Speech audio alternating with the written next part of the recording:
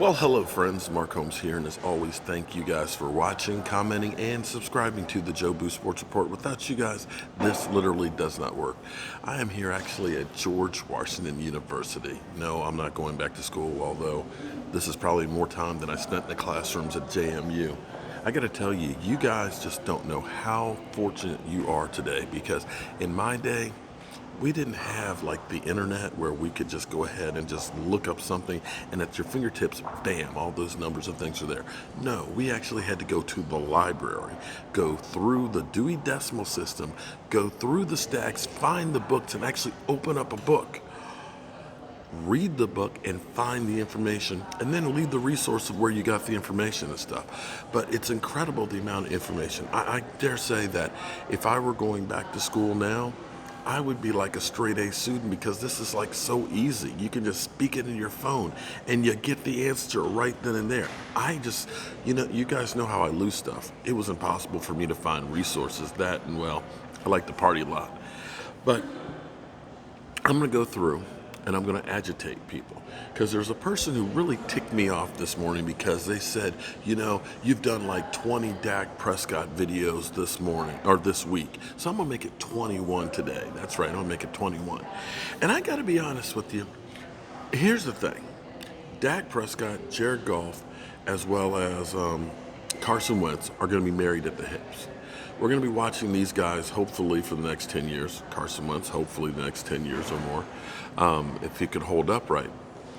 We're going to be watching these guys' career because they were all drafted in the same year. Now, we can look at it and say, well, Jared Goff, he's been to a Super Bowl. We can look at it, Carson Wentz, he's got a Super Bowl ring, although he's wearing somebody else's ring because he didn't actually have those pressure-filled games. And I'll also kind of throw a little shade at Carson Wentz, too, that as of yet, the only career-defining game that you can look at and say, okay, was the Rams game. Other than that, it hasn't been a win or else type of situation for Carson Wentz. That's not to say that he's not a great quarterback, because he is. But we've been told for so long, let me set the phone down here, that Carson Wentz is, head and shoulders above Dak Prescott, and that it's not even close.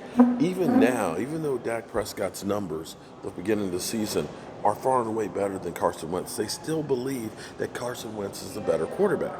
Well, I'm going to be the one to tell you that it's full of shit. Okay? Because, we've been told going into the season that the Eagles, best built team in the NFL, they've got the best rated offensive line. Now they got Deshaun Jackson, another deep threat, another weapon for him, that they were in the Super Bowl just 2 years ago. And I'll be honest with you, from where I'm standing, I think they were overrated. And I think Eagle fans will look at that right now and say, you know what, we don't have the best offensive line. Maybe you can look at least for the first 2 games, that the Cowboys have the best offensive line. Now, of course, they're throwing shade at the Cowboys. They say, well, you only played the Redskins and the Giants. Well, this is true. I'm not saying that they're good teams. But you look at the Eagles that played the Redskins and played the Falcons. Falcons weren't exactly a Super Bowl caliber team. They stunk last year. And in fact, the Falcons, Matty Ice threw 3 interceptions in that game. So you can't look at the Falcons and say that they're the cream of the crop of the NFL, that they're a great team. Now, they may have an opportunity with Drew Brees being out and with Cam Newton being, injured and, not really recovering the shoulder and now missing time because of his foot. He's literally falling apart. It is conceivable that they could win that division, but you got to look at that division right now. Tampa Bay, okay? Come on, really. Tampa Bay, Carolina, that's limping around with Cam Newton, Drew Brees without New Orleans, although New Orleans has a lot better parts. It could be conceivable that Atlanta could win that division by default, but by no stretch of the imagination can you say that that's a good division.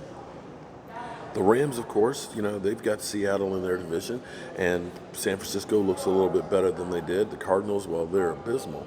But, we've got the NFC East. Of course, we got the Eagles and the Cowboys, 2 teams that right now people are saying are probably the best 2 teams in the NFC, but it's still early.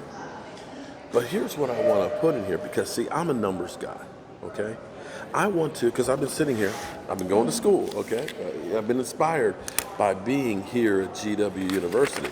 I have, look at all this, okay? I've been going through here, all the numbers, stuff, been doing all my math work and everything. So this is not just pulled out of my rear end. These are actual statistics. And the only way that you can really put this together is compare numbers to numbers, okay? Carson Wentz last year only played in 11 games, okay? And he's played 2 this year thus far. So we're looking at him from the beginning of last year to now with 13 games. So what I did to make it comparable is I'm comparing the last 13 games of Dak Prescott, Carson Wentz, and Jared Goff. Just straight numbers. That's all I want to compare. And if you look at these straight numbers over the course of the last 13 games for each of these guys, everything is grouped pretty close together. It's pretty close together in all the statistics because, where I've taken all my numbers and my calculations, I've gone down here and have the list. I don't know if you guys can see these numbers. But as I go through, wins and losses, okay? Carson Wentz over the last 13 games is 6-7. 6-7, losing record, okay? The only team that you can honestly look at that Carson Wentz has beat with the winning record is the Colts. And that was before the Colts turned it around last year. That's when the Colts were like 2-4. So the competition, you're talking about, him beating like the Giants twice, the Redskins twice, and Jacksonville. Those are the victories that Carson Wentz has had over the course of the beginning of last year and now. It's not a lot of juggernauts in there. Jared Goff, 10-3. Went to the Super Bowl, didn't play too good, but he was in the Super Bowl. So shout out to him. He's got 10-3 record, okay? Dak Prescott, the Dallas Cowboys, over the last 13 games, 10-3. So from that category, we'll say it's a tie. Dak and Goff. Yardage-wise, it's amazing that these guys are actually grouped pretty close together. Carson Wentz is averaging 278 yards a game. Jared Goff, 263.84. And Dak Prescott, 276.76. So Carson Wentz, he gets the check on that one. We'll give him a check for yardage. We'll give Jared Goff and Dak a check for wins. All right? So, amazingly, Carson Wentz, who has better receivers, and we have Zeke Elliott, it's amazing because Dak Prescott is only 1.25 yards less per game passing. It's hard to believe, isn't it? But look, there's the numbers. I'm not lying to you. There are the numbers. Go check it yourself. Please, I look for you guys. If I'm wrong, prove me that I'm wrong. Here's the next category. Touchdown TDs over the last 13 games.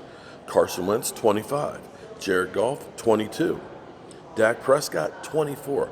Dak Prescott only has one touchdown less than Carson Wentz. So we'll give Carson Wentz a check there, but just by a little bit. Now, as we go through, interceptions per game. Carson Wentz, 9 interceptions over the last 13 games.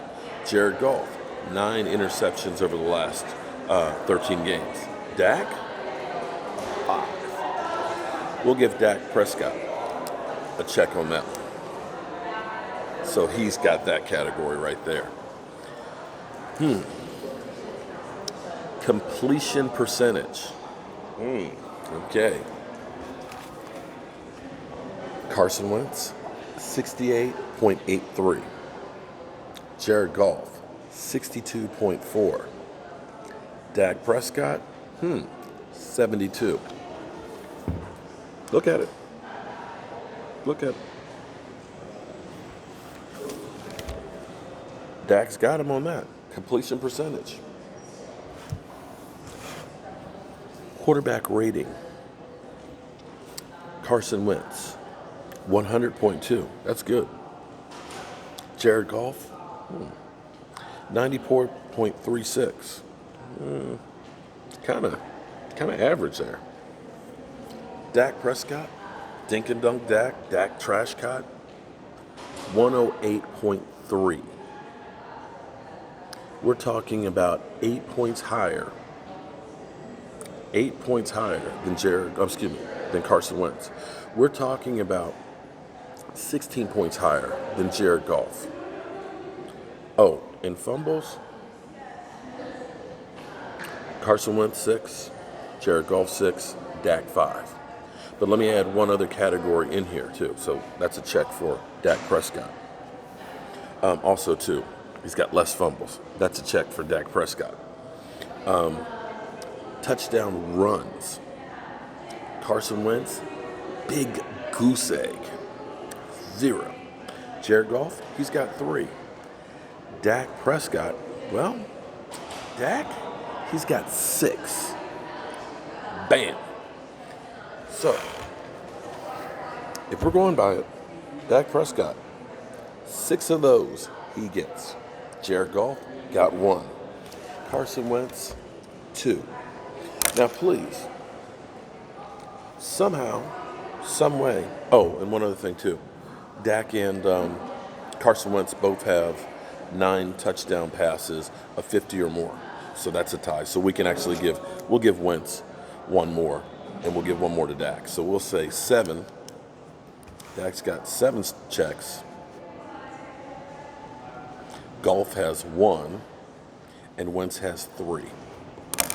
Now, talking heads, the ball's in your court. Explain to me how right now that you believe that Carson Wentz is a better quarterback than Dak Prescott.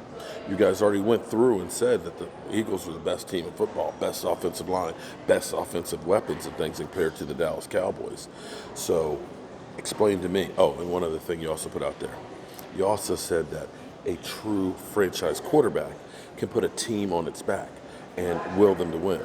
Well, Carson Wentz has a losing record. Explain that one to me.